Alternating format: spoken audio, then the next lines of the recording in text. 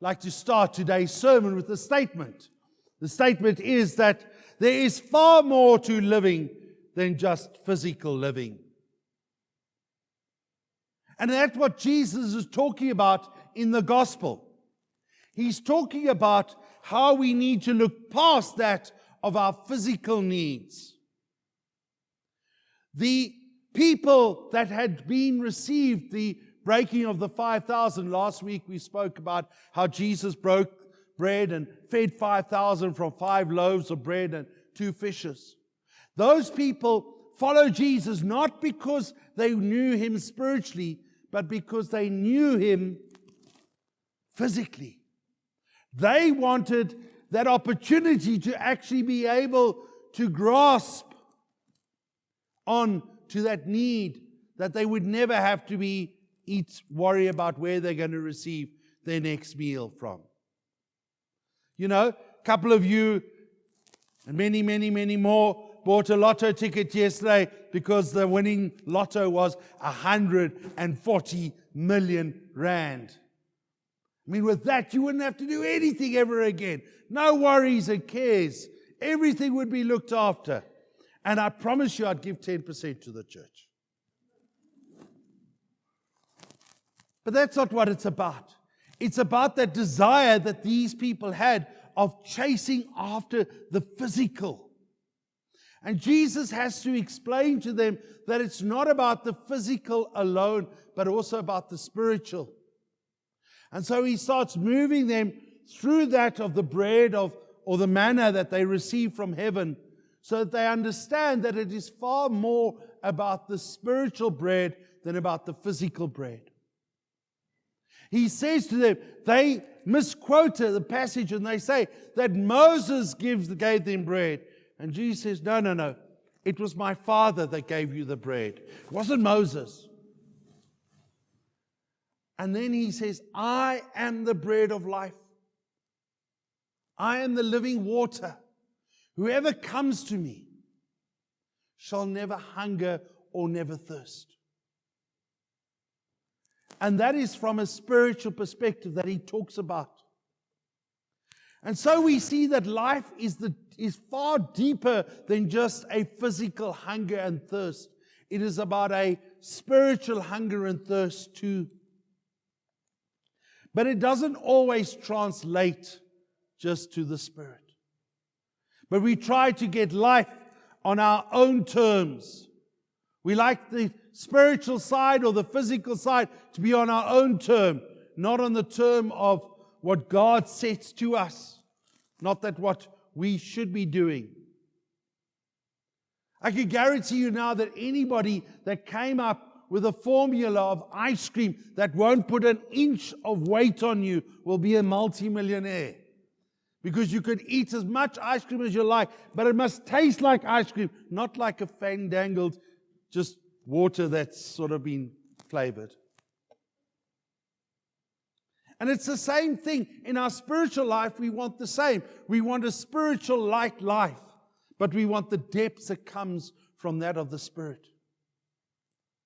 That's what we spoke about yesterday as we prepared the family and Emily for baptism.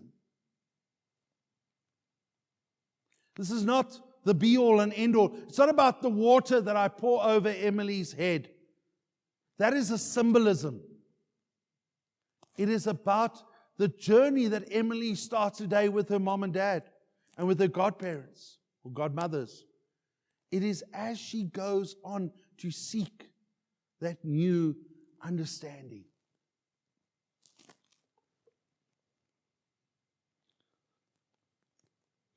We all want spirituality. And so baptism reminds us of how we need Christ. How we are invited into this time, this place, this presence of Christ. So what are we being baptized into? And Paul talks quite a lot about it in the letter to the Ephesians. He talks about how he sees the need for what is there.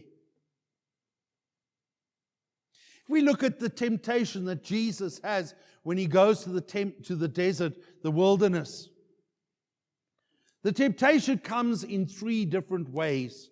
The first is about the relevant. And so what happens is that Satan comes and says to him, turn this stone into bread and you will be able to eat physically. Jesus had not eaten for 40 days. And he turns and he says, I don't need that. He then takes it to the top of the tower and he says, throw yourself off and angels will come and hold you up. And he says, I don't need that. And then he takes him to the top of a mountain and he says, bow down and worship me. And everything that you've got here, I will give you. You will be all powerful. And Jesus' response to all three is very different to the way we as humans respond. Firstly, Jesus responds by praying. He says, I don't need that physical bread. I have the spiritual bread. The second one is about being vulnerable. I mean, can you imagine if Jesus did do that? It's like, you imagine any person jumping off the highest tower in the world today and he doesn't kill himself, gets up and he walks off. Every television station in the world is going to want to have an interview with him. And it's the same thing. Jesus knows that it's not about the razzmatazz, what's out there. It's about what's in here. And so he is vulnerable, but he knows the vulnerability that he has. And then the last is that of trusting. He doesn't need this power that Satan has promised him. He trusts God. He trusts God in all that he does. He knows that you and I have a need, a longing for spiritual growth. And so he looks to that. And he knows that through the ministry that has been put to him, that would not be necessary. So how many of us are like Jesus? And how many of us are like David, where we try to hide behind what we've done wrong? How we try to cover up those wrongdoings. And then when our wrong is shown to us, we say, oh no, not me, Lord. And we pass judgment on the person we think is actually being spoken about. We're very critical about corruption that we hear about every day. But we know friends and family and others that have all been stopped somewhere along the line doing something wrong, and instead of taking a fine, popping 100 rand into the palm of the hand of the person that's bringing about the fine. We all know about ways that we have been like David and have passed judgment on others until we start realizing that the judgment actually is very close in our own home. But that's for another day. We are baptized into Christ. And that's what we're doing here with Emily today. We're baptizing her into Christ. So too into the church. And we ask, why church? What's the church got? Paul in Ephesians challenges the early Christians to live in unity. He challenges them and he gives them a way that they should be living. And that has not changed in any way. We ourselves should be living like that today. We ourselves should be daily looking towards Christ in what we do and how we do it. Paul Tournier says, there are two things you cannot do alone. One is be married, and the other is be a Christian. And so what is church? Church is a place that we come as brothers and sisters. It is a place where we are able to nurture each other. We are able to care for each other. We are able to comfort each other. We are know that when we come into this place, that we are in a place of safety, a place of love. A place that we know that we come here and we share with others, it's not going to go out to the whole world. A place that we are brothers and sisters in Christ.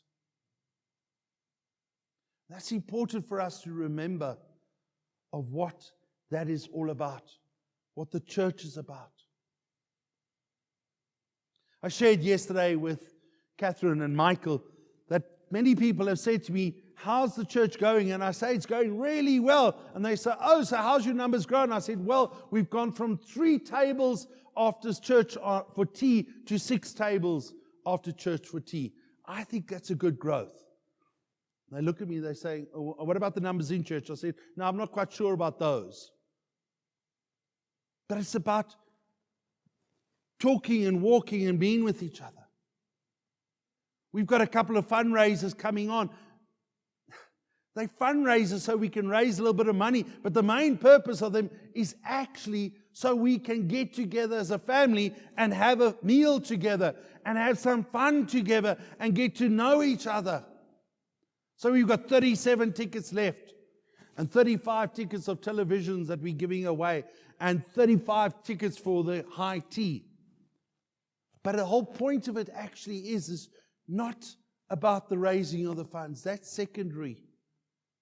I mean, if I wanted to raise funds, I'm not going to sell it at 100 Rand. I'll sell it at 500 Rand at least. Or maybe I should take a leaf out of some political party's 50,000 Rand a ticket.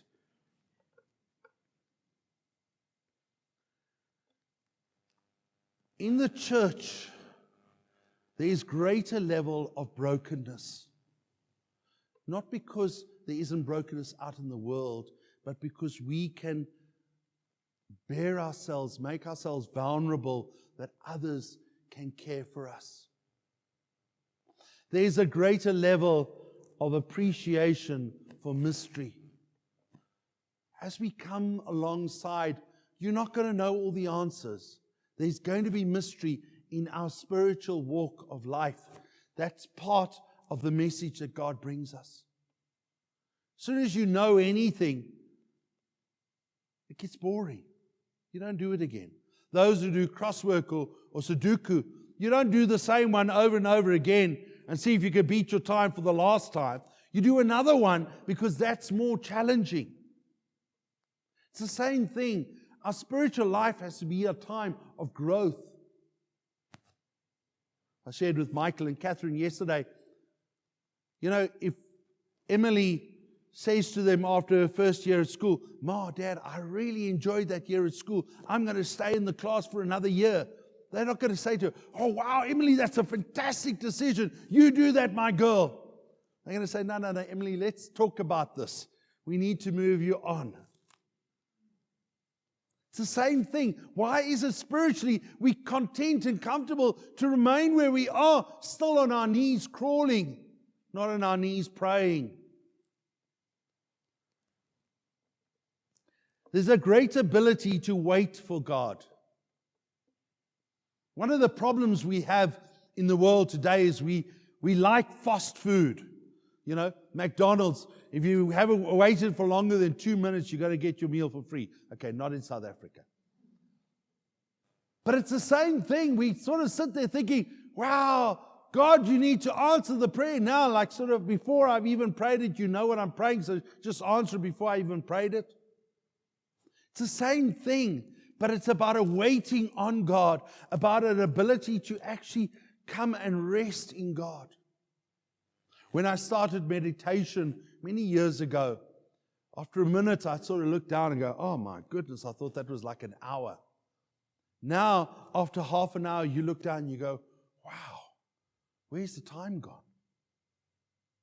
It's about a time of waiting in the presence of God and therefore being able to hear God. And lastly, the one that's confusing, there's a greater detachment. A detachment from our physical self where we are able to be more in our spiritual selves. A place where we can come alongside and hear God more. Because I can tell you now that half an hour doesn't go so fast because I'm not sitting there in quiet, but because God's speaking to me. So we've come to the baptism of Emily. Let's remember and renew our own baptismal vows as we baptize Emily.